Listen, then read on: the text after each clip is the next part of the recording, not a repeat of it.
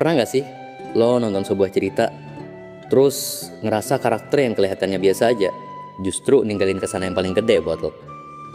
Nah, buat gue pribadi, karakter tersebut adalah Rene Dim yang diperkenalin di season 3-nya Daredevil. Di awal cerita, dia cuma kelihatan kayak agent FBI biasa. Bukan superhero, bukan orang paling kuat, bukan juga yang paling jago ngelawan. Tapi justru itu yang bikin dia kerasa nyata buat gue. Dia manusia biasa yang lagi perjuangin antara kerjaan, keluarga, tekanan, hidup, dan rasa bersalah yang makin lama makin numpuk. Dan di season ini juga gue dibikin greget sama satu hal, yaitu institusi yang harusnya jadi pelindung malah dibikin tunduk sama Wilson Fisk. Orang-orang yang awalnya bertarung melawan kejahatan malah ikut nyemplung ke dalamnya. Korupsi bukan cuma soal satu penjahat besar. Kadang korupsi itu nyebar pelan-pelan sampai orang-orang baik mulai ngeraguin prinsip mereka sendiri. Di tengah itu semua, Rene Dim hadir kayak titik terang kecil. Dia bukan tokoh yang sempurna, malah jauh dari itu.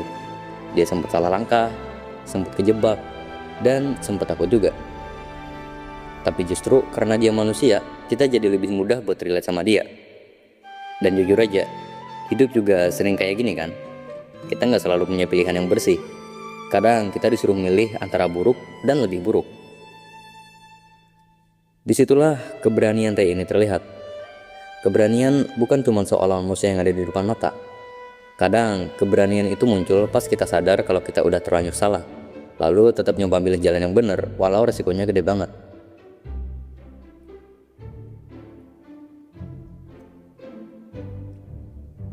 Dan itu yang bikin akhir kisahnya jadi sakit banget. Rey harus mati. Dan yang lebih nyesenya lagi, dia sempat difitnah. Tapi di balik itu semua, dia udah ninggalin sesuatu yang jauh lebih kuat daripada ketakutan, yaitu keberanian. Dia mungkin kalah secara fisik, tapi dia menang secara moral. Dia jadi bukti bahwa satu orang jujur masih bisa ngacak seluruh kebohongan yang udah dibangun dengan rapi.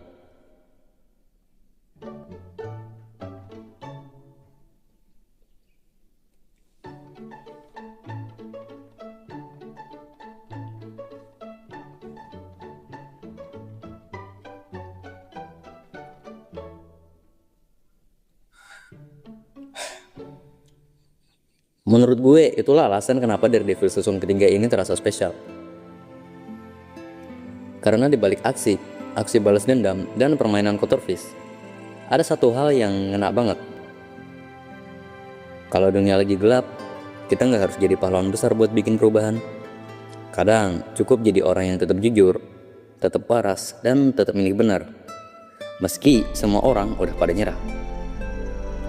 Rene Dim bukan yang paling kuat, tapi dia salah satu yang paling berani. Dan mungkin justru hal itu yang ngebikin dia layak buat dijadiin teladan. Kalau hidup lagi berat, kalau keadaan lagi nggak adil, dan kalau orang-orang sekitar lo mulai tunduk sama hal yang salah, ingat satu hal. Jadi orang baik itu emang gak selalu mudah, tapi justru itu yang ngebikin nilainya jadi mahal.